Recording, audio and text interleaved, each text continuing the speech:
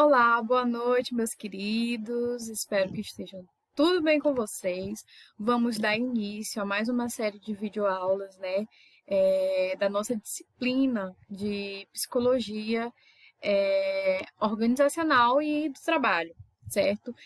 Nas primeiras aulas, nesses nossos primeiros encontros, nós iremos estar sempre falando, estar sempre focando na questão de definições, na questão de conceituações, né? É, e por que que isso é importante a gente conceituar? Por que que é importante a gente chegar nas definições? Porque quando a gente define, quando a gente conceitua, fica mais fácil, fica melhor da gente saber o que que a gente vai fazer em determinados ambientes de trabalho. Por exemplo, nas organizações, qual é o nosso papel e o que que a gente pode estudar, o que que a gente pode acrescentar, o que que a gente pode contribuir para aquela área de conhecimento. E assim, a conceituação, ela torna esse processo, esse trabalho mais fácil, de certa forma. Mas quem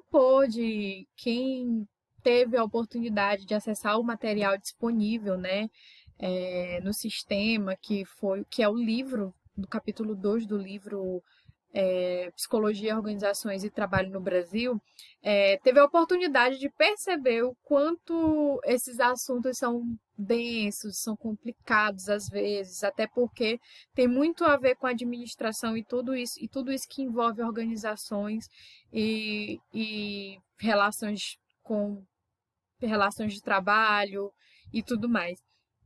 Mas é importante e interessante a gente falar sobre isso porque tem diversas teorias, não tem só um conceito, não tem só uma definição, mas vários teóricos que acabam definindo certos fenômenos, e a organização é um desses fenômenos, então é importante que a gente conceitue, que a gente veja as perspectivas desse tema, né, que são organizações, para que a gente possa contribuir até cientificamente ou no nosso trabalho, quando formos trabalhar, para as mesmas, tá bom? Então vamos começar com a conceituação, né, com a definição de organização. Segundo o dicionário Aurélio, né, que é o nosso dicionário da língua portuguesa, da versão de 2009, a definição de organização tem vários significados, né? Como o ato de se organizar, né? Ou o modo pelo qual o ser vivo é organizado no sentido de organização estrutural, de conformação, né? De partes do corpo, por exemplo. Modo pelo qual se organiza um sistema, e uma definição que é bem similar ao que a gente acaba estudando, né, que é a associação ou instituição com objetivos definidos, né, organismos.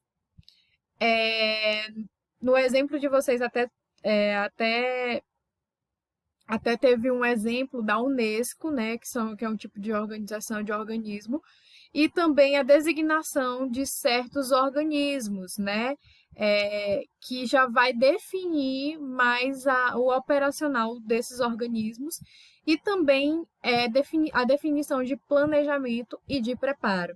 Então, a gente pode observar que a definição na nossa língua é bem ampla, né? A gente pode usar a organização para várias áreas, vários momentos, né, do- vários momentos no sentido da nossa sociedade, né? Mas também tem uma palavra que chama a nossa atenção quando a gente vai definir organização, que é o verbo organizar, né?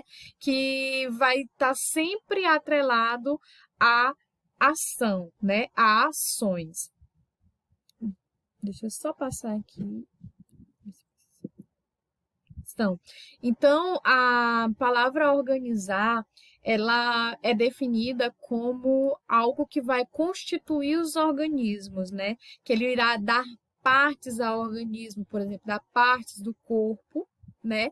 E também um dos significados, uma das definições é tornar uma organização definitiva. Quando a gente usa a organização juntamente com, é, a, com o sentido da palavra de organizar, nós vamos ali ter ações que vão construir algo, certo? Que vai descrever as características ou a qualidade daquele algo que está sendo construído, certo? Então, como eu falei para vocês, as organizações, elas vêm para quando a gente junta essas duas definições, tanto de organizações como de organizar, nós temos um algo que está sendo construído que, nesse processo de construção, irá descrever as características desse algo que está sendo construído.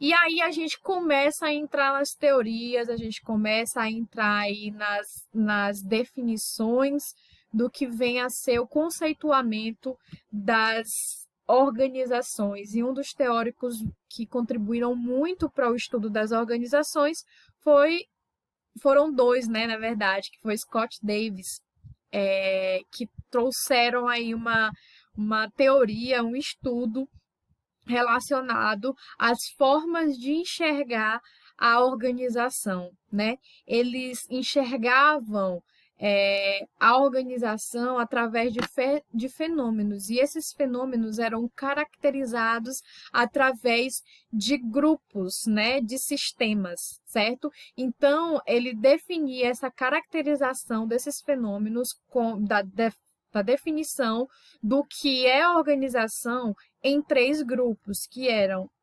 nomeados de sistemas, através de sistemas que eram sistemas racionais, sistemas naturais e sistemas abertos. Esses três grupos, segundo Scott Davis, eles iriam definir, trazer a definição do que vem a ser os fenômenos nas organizações, certo? Trazendo a caracterização de cada organização. Então, eles viam esses sistemas de formas mais racionais, mais naturais ou mais abertos. E agora a gente vai viajar nessa definição, né, sobre o que são esses sistemas racionais, naturais e abertos e as suas distinções.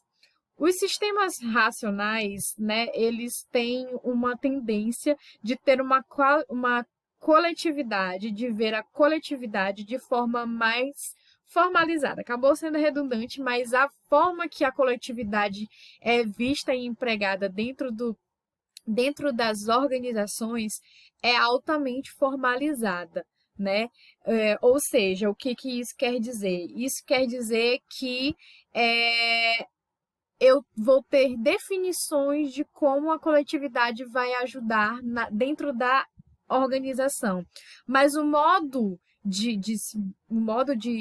do relacionamento, né, dentro das empresas é um modo colaborativo, porém tem objetivos específicos, objetivos explícitos e bem definidos. Esse sistema racional é uma forma bem mecânica de ver esses fenômenos que ocorrem dentro das organizações, certo? Até porque, como ele tem essa questão mais de coletividade formal, acaba sendo mais mecânica, acaba sendo mais vista de uma forma mais de certa forma, reduzicionista, né?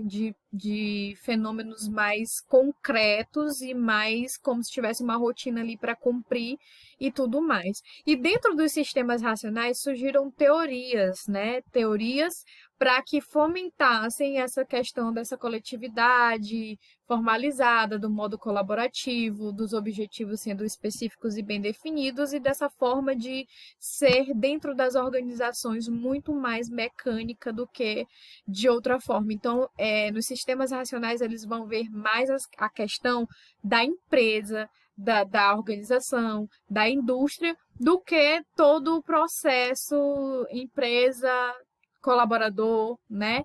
E tudo isso que envolve as organizações. Vai estar mais voltado para a empresa, a organização.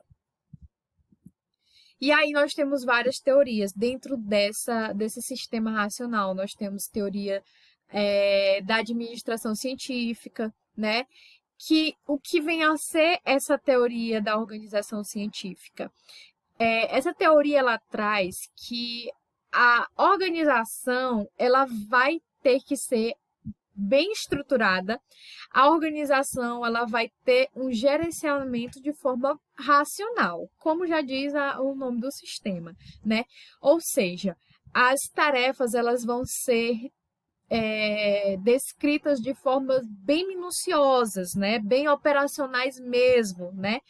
E o trabalhador ele terá condições necessárias para desenvolver o seu trabalho. Quanto melhor a condição de trabalho, melhor vai ser o resultado para a organização. O que nos faz lembrar, se vocês bem lembram, a nossa última aula em que a gente falou ali do histórico da psicologia organizacional e tudo mais, a gente falou sobre o Taylorismo, que foi uma grande influência para a psicologia organizacional, que na época era conhecida como psicologia industrial. Então, nós vamos ter aqui como exemplo dessa teoria, dessa administração científica, também o Taylorismo, o exemplo de Taylor, que trouxe esse modo de produção dentro das organizações para que tornasse mais eficiente, para que tornasse melhor a produção, sempre voltado para a empresa, sempre voltado para a organização. E eles faziam ali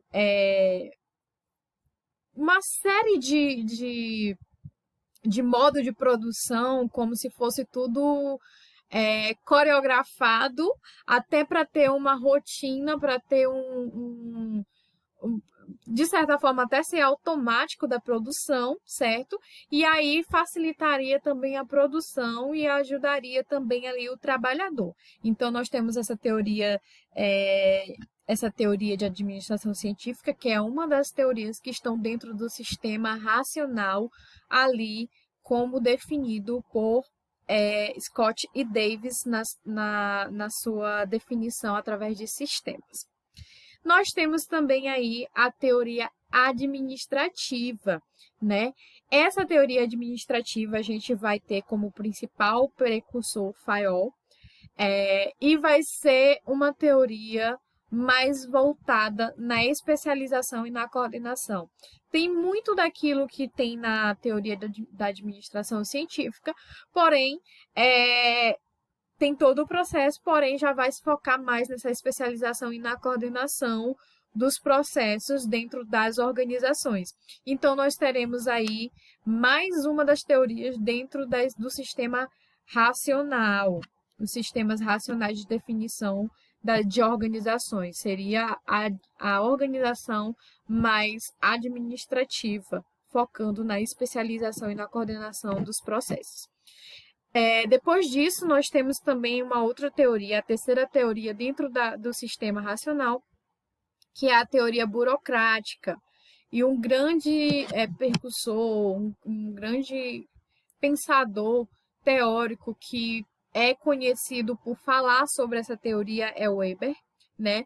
E ele fala, essa teoria vai falar sobre a divisão de trabalho, né? A divisão de trabalho dentro das organizações, eu vou me organizar em setores, e esses setores eles vão ser organizados de forma que terá hierarquia entre esses setores. E não só isso, além de ter uma hierarquia, eu terei uma seleção de pessoas, né? Seleção de pessoal e recrutamento muito voltado e muito baseado na qualificação técnica daquele cargo no qual eu estou selecionando, aquele cargo no qual eu estou direcionando uma vaga, né? Até porque o que eu vou querer é uma pessoa ideal para trabalhar na minha empresa. Então, eu preciso de uma pessoa que tenha uma qualificação técnica para aquele cargo.